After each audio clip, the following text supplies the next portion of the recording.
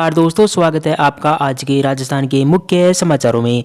तो दोस्तों, राजस्थान की तमाम बड़ी खबरों को जानने से पहले आपसे रिक्वेस्ट है कि इस वीडियो को लाइक और इस चैनल को सब्सक्राइब कीजिए और बेल आइकन के नोटिफिकेशन को ऑन कर लीजिए। तो दोस्तों, सीधे चलते हैं आज की सबसे पहली बड़ी खबर की ओर। सभी नगर निकाय में आरएलपी लड़ेगी चुनाव, बेनीवाल बोले मुफ्त बिजली, टोल मुक्त, राजस्थान समेत कई मुद्दों पर होगा बड़ा आंदोलन।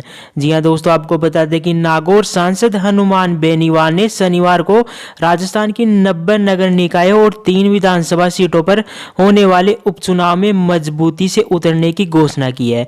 एक प्रेस वार्ता में उन्होंने कहा कि शहरी क्षेत्रों में अंतिम छोर पर बैठे लोगों को मूलभूत सुविधाएं उपलब्ध करवाने व नगर निकायों में विकास के मुद्दों को लेकर आरएलपी चुनाव लड़ेगी। इसी के साथ ही उन्होंने मुफ्त बिजली और टोल मुक्त राजस्थान के लिए बड़ा आंदोलन करने की बात कही है।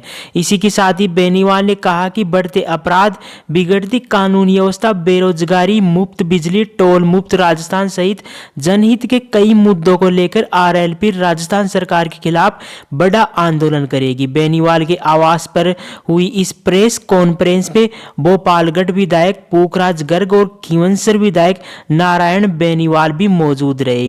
बाद दोस्तों, अगली बड़ी खबर। कर्नल राज्यवर्धन बोले गहलोत सरकार केंद्र पर आरोप लगाने की बजाय राजस्थान की चिंता करे। जी हां दोस्तों, आपको बता दें कि भाजपा के राष्ट्रीय प्रवक्ता और जयपुर ग्रामीण के सांसद कर्नल राज्यवर्धन राठौड़ ने कहा कि राजस्थान में जितने भी लोक कल्याणकारी योजनाएं चल रही है वे सभी केंद्र सरकार की योजनाएं हैं। योजनाओं में केंद्र सरकार ने तो अपने हिस्से का पूरा पैसा दे दिया है, लेकिन राजस्थान सरकार द्वारा अपना हिस्सा नहीं देने के कारण उदासीनता है। जिस प्रकार काम होना चाहिए उस प्रकार से नहीं हो पा रहा है राजस्थान में।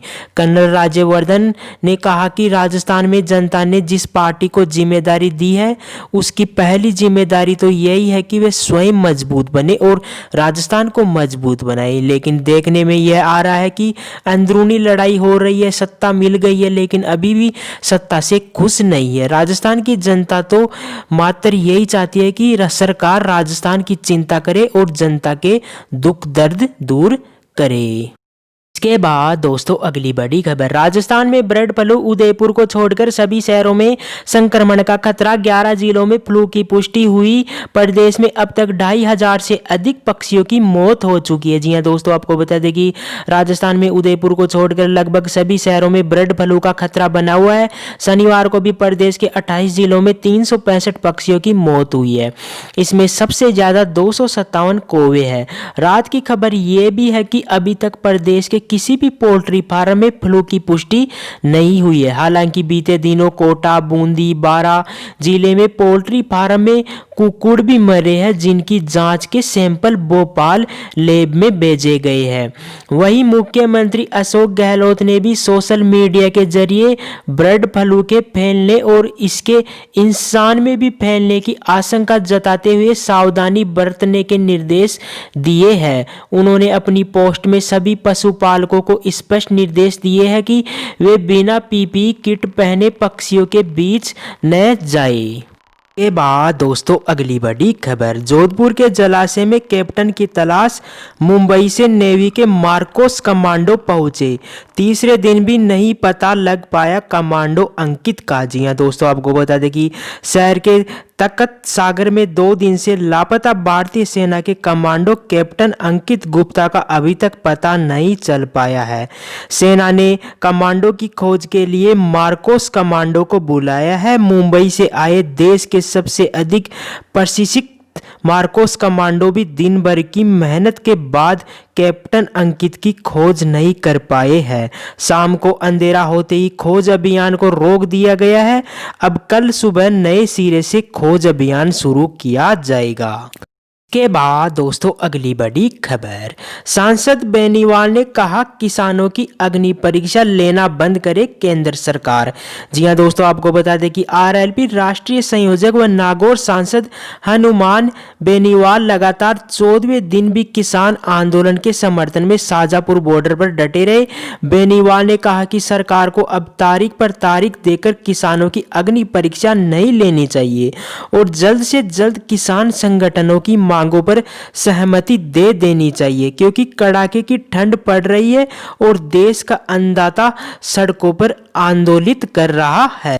इसी के साथ ही सांसद ने दिल्ली व आसपास गुरुवार को किसानों द्वारा निकाले गए ट्रैक्टर मार्च की तरफ सरकार का ध्यान आकर्षित करते हुए कहा कि शांतिपूर्वक व लोकतांत्रिक व्यवस्था का सम्मान करते हुए देश का किसान आंदोलन कर रहा है।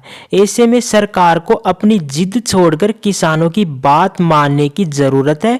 सांसद ने कहा कि 2 सांसदों से अपने कार्यकाल को शुरू करने वाली भाजपा को यह नहीं भूलना चाहिए कि जिन्होंने आज प्रचंड बहुमत दिया वो जनता पुनः 2 सीटों तक लाकर खड़ा कर सकती है, क्योंकि लोकतंत्र में जनता ही सब कुछ है। इसके बाद दोस्तों अगली बड़ी खबर, राजस्थान में कोहरे की चादर, दूसरे दिन भी नहीं निकली धूप। कई शहरों में दिन और रात के पारे में 4 डिग्री से भी कम का अंतर।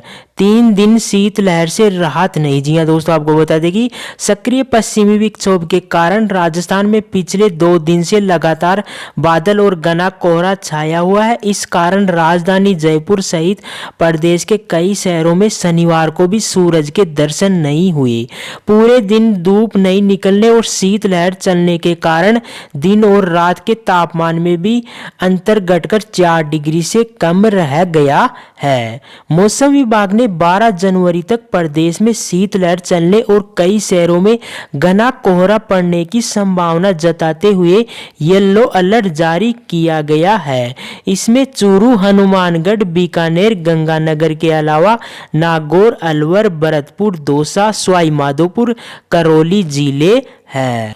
के बाद दोस्तों अगली बड़ी खबर, 16 जनवरी से टीका मुबारक। अगले शनिवार से देश में कोरोना वैक्सीनेशन शुरू होगा।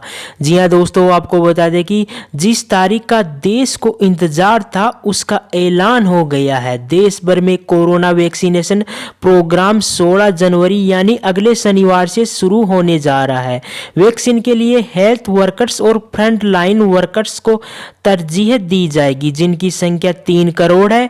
इनके बाद 50 साल से ज्यादा उम्र के लोगों और गंभीर बीमारियों से जूझ रहे 50 साल से कम उम्र के लोगों को वैक्सीन लगाई जाएगी।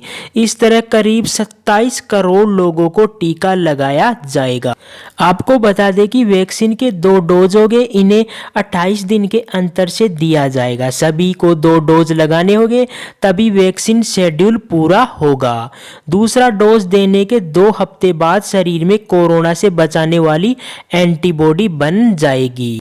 एंटीबॉडी यानी शरीर में मौजूद वह प्रोटीन जो वायरस, बैक्टीरिया, फंगी और पैरासाइट के हमले को बेअसर कर देता है।